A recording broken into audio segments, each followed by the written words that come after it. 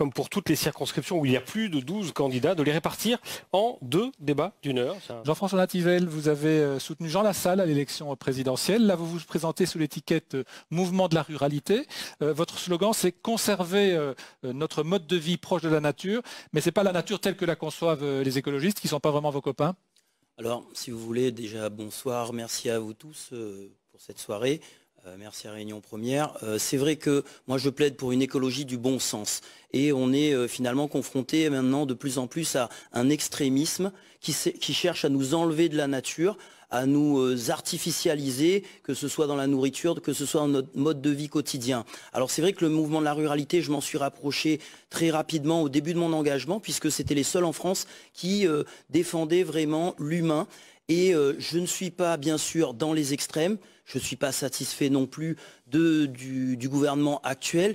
Et c'est pour ça que je me retrouve dans ce mouvement qui est le mouvement des Réunionnais quelque part, puisque c'est le mouvement des campagnes, des montagnes, qui vise un rééquilibrage du territoire, qui vise à avoir des réseaux, de l'emploi, des services de proximité, là où il n'y en a pas, là où vivent les invisibles. Et voilà le projet que je porte aujourd'hui. Ce mouvement qui s'appelait Chasse, Pêche, Nature et Tradition, jusqu'il y a... Tout à fait, tout à fait. Et moi, je suis fier d'être un pêcheur, d'être un chasseur, parce qu'ici à La Réunion, nous avons une terre de tradition. Et c'est ça que m'y porte avec ça. De nos touristes. Jean-François Nativelle, en tant que député, vous pensez que vous pouvez agir pour le développement, la reprise du tourisme comment? Alors écoutez, notre île est exceptionnelle, elle est vantée partout sur la planète et c'est vrai que les gens me connaissent pour mon engagement sur le littoral. C'est ça qui m'a amené finalement en politique après un long et difficile combat associatif. Et c'est vrai qu'on a un patrimoine nautique ici exceptionnel, notamment dans la 7e circonscription. Les Réunionnais n'ont pas bien compris parce que vous savez, on a une histoire tragique, la mer était dangereuse, etc. Mais il faut bien se rendre compte que là, en 2024, par exemple, il y a les Jeux Olympiques, qu'on aurait dû avoir ces Jeux Olympiques à Saint-Leu. Ça aurait été quelque chose d'exceptionnel. Et jamais, malheureusement, on peut espérer des Jeux Olympiques pour nos terrains de football, aussi beaux soient-ils. Mais par contre, pour la vague de Saint-Leu, on aurait pu avoir ça. Alors c'est vrai qu'il y a un clivage entre de Mounidji, oui, dans les bas, c'est rien que de Moun, on connaît les riches, les blancs, etc. Et nous, les misères, nous, les malheureux. Mais justement, le mouvement de la ruralité me permet de faire le lien parce qu'aller prendre un zourite au bord de mer, c'est comme aller attraper un tank dans les montagnes. Et c'est par ça que je veux arriver à viser l'unité de l'île de la Réunion. Monsieur Jean-François Nativelle, on imagine que vous allez être d'accord avec cette idée qu'il faut pêcher plus de requins. En même temps, on attire évidemment l'attention en ce moment. On parle beaucoup de la préservation de la biodiversité à l'échelle mondiale, de créer des zones de protection. Vous continuez à dire qu'ici, les zones de protection, il faudrait plutôt les réduire, les enlever, notamment on pense à la réserve marine? Pas du tout. Il faut juste les adapter à notre territoire. L'île de la Réunion, c'est un petit caillou. On a très peu de place. On a une forte pression démographique et bien évidemment, toutes ces couches de protection qui descendent depuis Paris ne sont pas adaptées. Et moi, demain, député, je me battrai pour que nos spécificités soient entendues. Après, s'agissant de la problématique du tourisme, telle que vous l'avez parlé, c'est sûr qu'il y a comment dire, un lien direct avec le pouvoir d'achat aussi, parce qu'il ne faut pas oublier que la première économie de l'île de la Réunion, c'est le tourisme. Et je pense que tout le monde devrait être d'accord ici, que ce soit des tables d'hôtes ou des hôtels pour accueillir des gens de l'Europe et aussi de l'océan Indien. C'est vers ça qu'il faut se tourner, car c'est l'avenir de la Réunion qui en dépend.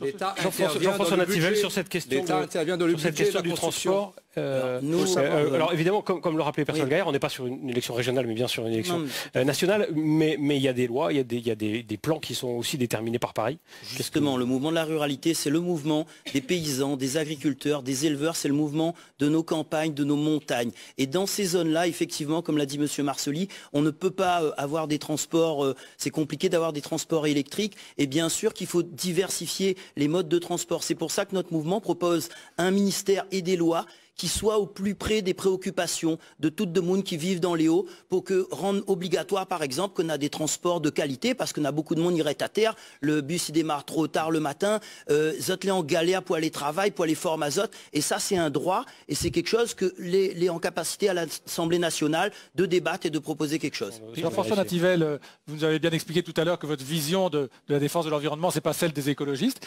Vous, en tant que député, comment vous estimez pouvoir agir pour ce thème important pour la Réunion? Mais écoutez, les Réunionnais vivent dans la nature. je vous ai dit, on veut nous sortir de la nature, on veut nous artificialiser notre nourriture. Nous, on se bat au mouvement de la ruralité pour une alimentation de qualité, pour l'agriculture, pour l'élevage, pour des produits sains, en tenant compte du bien-être animal. Mais on a des mouvances qui maintenant cherchent à nous priver, et aussi, je donnerai un exemple tout simple, puisqu'à côté de moi, j'ai un représentant du parti NUP, et il souhaite, par exemple, de faire mettre fin aux batailles coqs. Mais les éleveurs de bataille coq, ils ont un amour de leurs animaux, ils les soignent aussi bien que leurs enfants, donc il faut comprendre que... Arrêtez de raconter n'importe quoi, monsieur Nativel. J'ai déjà eu l'occasion de le dire dans le débat sur Freedom. Là, on commence la bataille coq ce soir. Personne ne peut pas arrêter. De toute façon, personne ne peut pas arrêter les batailles coq à la Réunion.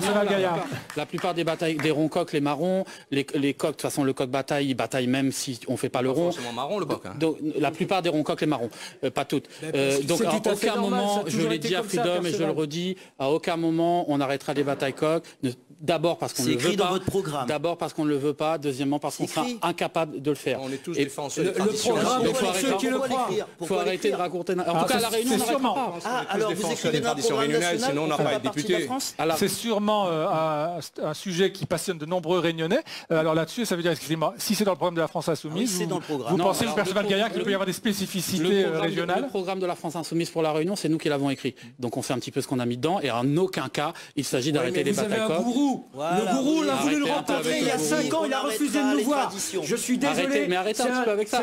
Si vous voulez attaquer M. Mélenchon, attaquez M. Mélenchon. Mais vous attaquez pas quelqu'un qui n'est pas là. Vous êtes pas député ici.